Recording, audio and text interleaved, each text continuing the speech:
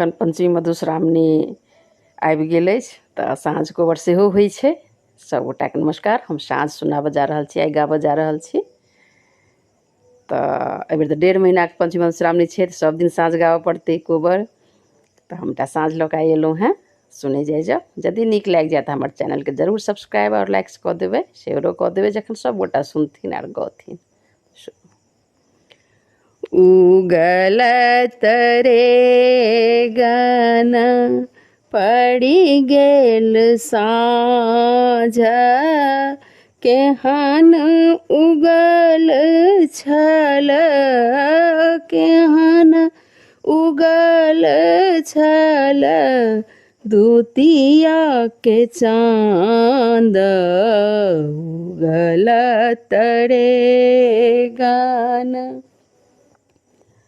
पड़ि गेल साँझ, केहन उगल छल, केहन उगल छल दुतिया के चाँद। उगलत रे गन कथी केरा दीपक थिए सुतबाती,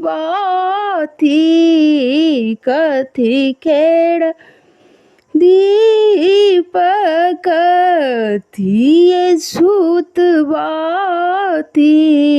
कथी केरा तेल, कथी केरा तेल जरब सागर राती।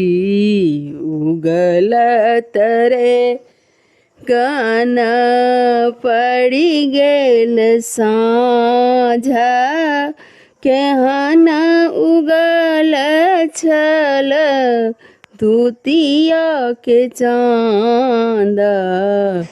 सोना केरा दीप पठए सुतबाती, सरिसों के तेल, सरिसों के तेल जरब सागराती।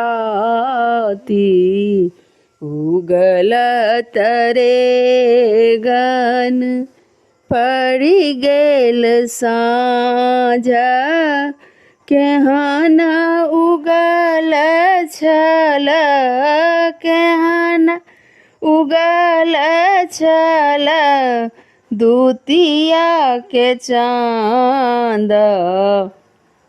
जड़ लागल दीप झामकी लागल बाती, जड़ लागल दीप झामक लागल बाती, खेल लगली साँझा मैया, खेल लगली साँझा मैया चारू पहराती।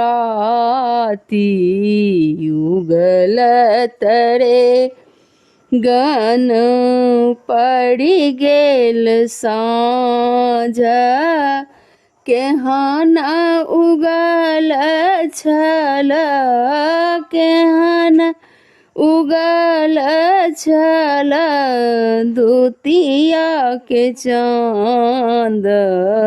उगलत रे गन। धन्यवाद।